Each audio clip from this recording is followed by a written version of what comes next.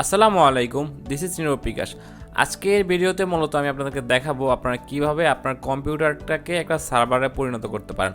অর্থাৎ আপনার ওয়েব হোস্টিংয়ে যে কাজগুলো করতে পারবেন সেই কাজগুলো আপনারা আপনার কম্পিউটার থেকে কিভাবে করতে পারবেন সেই বিষয়টা নিয়ে মূলত আজকের এই ভিডিওতে আমি কথা বলবো।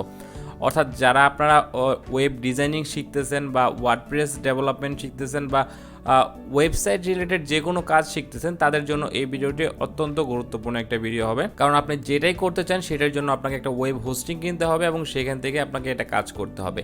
কিন্তু আজকের এই ভিডিওটা মূলত আপনাকে দেখাবো আপনার কম্পিউটারটাই পুরোটা হচ্ছে একটা ওয়েব হোস্টিং সার্ভার পরিণত হবে এবং সেখান থেকে আপনি সকল ধরনের কাজ করতে পারবেন। তো বেশি কথা না বলে চলুন শুরু করা যাক আজকের এই ভিডিওটি। ওকে, আপনার কম্পিউটারটাকে ওয়েব হোস্টিং করার জন্য বা আপনার কম্পিউটারটাকে ওয়েব সার্ভার তৈরি করার জন্য আপনাকে একটা সফটওয়্যার ডাউনলোড করতে হবে। সফটওয়্যারটার নাম হচ্ছে Xampp। তো Xampp সার্ভারটা ডাউনলোড করার পর আপনার কম্পিউটারে ইনস্টল করতে হবে এবং সকল ধরনের কাজ সেখান থেকে করতে পারবেন। তো আমি বেশি কথা না বলে চলুন চলে যাচ্ছে এই সার্ভারটা কিভাবে ইনস্টল করতে হয় আপনার কম্পিউটারে। তো আপনাকে প্রথমেই চলে যেতে হবে google.com-এ আসার পর আপনাকে এখানে লিখতে হবে Xampp। তো Xampp লেখার পর আপনার এখানে প্রথমে যে ওয়েবসাইটটা পাবেন সেখানে আপনাকে ঢুকতে হবে। তো এখানে ঢোকার পর আপনারা এটা চাইলে উইন্ডোজও করতে পারবেন, লিনাক্সও করতে পারবেন এবং ম্যাক ওএসও করতে পারবেন। তো এখানে আমি যেহেতু উইন্ডোজ ইউজ করতেছি সেই ক্ষেত্রে আমি এখানে উইন্ডোজটা ইনস্টল করতেছি।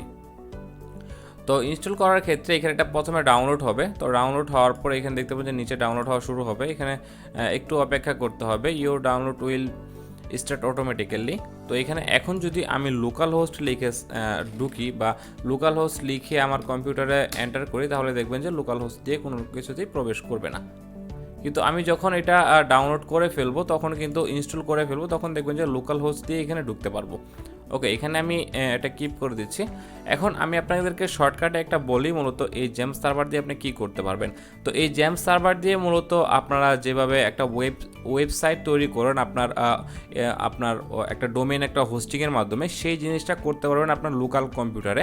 অর্থাৎ যেটা শুধুমাত্র আপনার কম্পিউটারেই করতে পারবেন, যেটা আপনার ওয়েব হোস্টিং বা কোনো লোকাল ডোমেইনে সেটা শো করবে না। অর্থাৎ আপনি যদি একটা ওয়েব ডেভেলপার হয়ে থাকেন তাহলে আপনার সকল কাজটা আপনার কম্পিউটারে করে সেটার ব্যাকআপ নিয়ে আপনি আপনার ওয়েব হোস্টিংয়ে সেটা ইনস্টল করতে পারবেন। বা আপনি যদি একটা ফ্রিল্যান্সার হয়ে থাকেন তাহলে আপনি যদি কোনো ওয়েব ডিজাইনের কাজ পান সেটা আপনি আপনার লোকাল কম্পিউটার করে তারপর সেটা আপনার ক্লায়েন্টকে সেটা ডেলিভারি করতে পারবেন। এটাই হচ্ছে মূলত শর্টকাট একটা বিষয় এবং এটার মাধ্যমে আপনি কাজটা করতে পারবেন। আমি আপনাকে সেটাই কমপ্লিটলি দেখাবো কীভাবে আপনারা এটা ইনস্টল করবেন এবং কীভাবে আপনার লোকাল হোস্টে প্রবেশ করবেন বা আপনি কীভাবে পিএসপি মাই অ্যাডমিনে প্রবেশ করবেন সেটাও আমি আপনাদেরকে দেখিয়ে দিব এবং কোন ফোল্ডারে যে আপনি সেটা আপনি কাজটা করবেন সেটাও আমি মূলত আপনাকে এখানে দেখিয়ে দিব। তো এটা মূলত ডাউনলোড হচ্ছে। তো এটা ডাউনলোড হওয়া কমপ্লিট হোক, তারপর আমি মূলত আর পরের ভিডিওটা কন্টিনিউ করতেছি। ওকে, আপনারা দেখতে পাচ্ছেন যে আমার এই Xampp সার্ভারটা অলরেডি ডাউনলোড হয়ে গেছে। এখন আমি পরবর্তী দেখাবো আপনাকে কীভাবে এটা ইনস্টল করতে হবে। আপনি জাস্ট এখানে একটা ক্লিক করবেন, ক্লিক করে ইউজ করবেন। ইউজ করার পর একটা পপ আপ চলে আসবে, দেখতে পাচ্ছেন যে পপ আপটা চলে আসছে এবং এটা ওকে করবেন। ওকে করার পর এখানে ইনস্টল নেক্সটে ক্লিক করবেন এবং এখানে যদি আপনার কোনো ডাটা টিক মার্ক দেওয়া না থাকে তাহলে এখান থেকে জাস্ট টিক মার্ক দিয়ে দেবেন এবং নেক্সটে ক্লিক করবেন। নেক্সটে ক্লিক করার পর এখান থেকে যেটা থাকবে সেটা এখানে দিয়ে দিবেন এবং নেক্সটে ক্লিক করবেন। নেক্সটে ক্লিক করার পর আবার নেক্সটে ক্লিক করবেন, আবার নেক্সটে, তারপর দেখবেন যে এটা ইনস্টলিং হবে এবং ইনস্টলিং হতে একটু বেশ কিছু সময় লাগবে। এটা সম্পূর্ণটা আনপ্যাকিং হবে, তারপর মূলত এটা ইনস্টল হবে। তো আনপ্যাকিং হয়ে যাওয়া পর্যন্ত আমি ওয়েট করতেছি। ওকে, আপনারা দেখতে পাচ্ছেন যে এটা প্রায় আনপ্যাকিং হয়ে গেছে। তারপর এটা মূলত একটু ইনস্টল হবে, ইনস্টল হতে একটু সময় লাগতে পারে, তো আর একটু টাইম লাগবে আনপ্যাকিং হতে। তো এটা আনপ্যাকিং প্রায় কমপ্লিট, একটু অপেক্ষা করবেন। আমি আপনাদেরকে দেখিয়ে দিচ্ছি পরবর্তীতে কি করতে হবে এবং আমি আপনাদেরকে মূলত লাইভ দেখাবো। মূলত এখানে লোকাল হোস্টটা আমি কিন্তু অলরেডি ওপেন করেছিলাম, তো সেটা কিন্তু এখন আমার এখানে কাজ করতেছে না, বাট পরবর্তীতে এটা আমি যখন ইনস্টল করে ফেলবো এবং আমি যখন অ্যাপাচি সার্ভার এবং মাইস্কুয়েল সার্ভারটা স্টার্ট করব তখন কিন্তু এটা কাজ করা শুরু হয়ে যাবে। ওকে, আপনারা দেখতে পাচ্ছেন যে এটা মূলত ইনস্টল হয়ে গেছে। ইনস্টল হয়ে যাওয়ার পর এখন কি আমি এটা কন্ট্রোল প্যানেলটা ওপেন করতে চাচ্ছি নাকি সেটা আমাকে এখানে বলতেছে। তো এটা আমি অবশ্যই চাবো, কারণ পরবর্তীতে আমাকে অ্যাপাচি এবং মাইস্কুয়েলটা এখান থেকে স্টার্ট করে তারপর আমি মূলত এখান থেকে চেক করব। তো আপনারা এখন দেখুন যদি আমি এখানে লোকাল হোস্টে বারবার রিফ্রেশ দিই তারপর মূলত এখানে প্রবেশ করবে না। তো এখান থেকে জাস্ট আমরা এটা ফিনিশ করে দেবো। ফিনিশ করে দেওয়ার পর দেখবেন যে আমার একটা কন্ট্রোল প্যানেল এখানে ওপেন হয়ে গেছে। দেখতে পাচ্ছেন যে জ্যাম্প কন্ট্রোল প্যানেল এখানে ওপেন হয়ে গেছে। এখন আমাকে যেটা করতে হবে, এখান থেকে অ্যাপাচি এবং মাইস্কিউল এই দুইটা স্টার্ট করতে হবে। তো এখানে আমি দুইটা স্টার্ট করে দেবো। এখন যদি আমি এখান থেকে এই লোকাল হোস্টটা একটা রিফ্রেশ করি, তাহলে দেখতে পারবেন যে এটা কিন্তু অলরেডি ওপেন হয়ে গেছে। তো আমি যদি এখান থেকে পিএইচপি মাই অ্যাডমিনে প্রবেশ করি, তাহলে কিন্তু আমাকে এখানে পিএইচপি মাই অ্যাডমিনটা এখানে চলে এসছে। ওকে, এখন আমি আপনাদেরকে মূলত লাইভ দেখাচ্ছি একটা পিএইচপি ফাইল এখানে ক্রিয়েট করে আমি আপনাদেরকে দেখাচ্ছি। তো আপনারা উইন্ডোজে যেই ফাইলটা পাবেন বা আপনারা আপনার কোডিংয়ের ফাইলগুলো আপনারা পাবেন, সেটা কোথায় পাবেন সেটা মূলত আমি আপনাদের দেখিয়ে দিচ্ছি। আপনারা মূলত প্রথমে এই সি ড্রাইভে প্রবেশ করবেন। সি ড্রাইভে প্রবেশ করার পর এখানে দেখবেন যে জ্যাম্প নামে একটা ফোল্ডার তৈরি হয়ে যাবে। তো আপনি সেখানে প্রবেশ করবেন।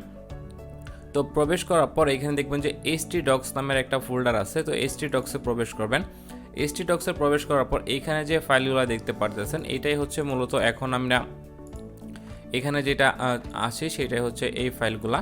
তো এখন আমরা যেটা কাজ করব, এখান থেকে একটা নিউ ফোল্ডার ক্রিয়েট করব এবং টেস্ট নামে একটা ফোল্ডার ক্রিয়েট করব এবং এইখানে আমি একটা নোটপ্যাডের ফাইল ক্রিয়েট করব। নোটপ্যাডের ফাইল ক্রিয়েট করে এখানে জাস্ট এটা দিয়ে দেব index.html। তো index.html দিয়ে এখানে জাস্ট একটা কোড আমি আমি কিছু একটা লিখে দিচ্ছি, ওয়েলকাম দিয়ে এটা আমি সেভ করে দিলাম। তো সেভ করে দেওয়ার পর এখন যদি আমি এখান থেকে এই আমাদের যে লোকাল হোস্ট যদি আমি এখানে লিখি, অর্থাৎ লোকাল হোস্টের পর আমি যদি এখান থেকে localhost/test, ওকে, আমি যদি এখানে লিখি তাহলে এই যে আমি এখান থেকে যা লিখেছি সেটা মূলত এখানে শো করতেছে, ওয়েলকাম টু। আমি যদি এখানে এটা দিয়ে আমি যদি এটা সেভ করি, তাহলে আবার রিফ্রেশ করি, তাহলে সাথে সাথে এখানে চলে আসবে।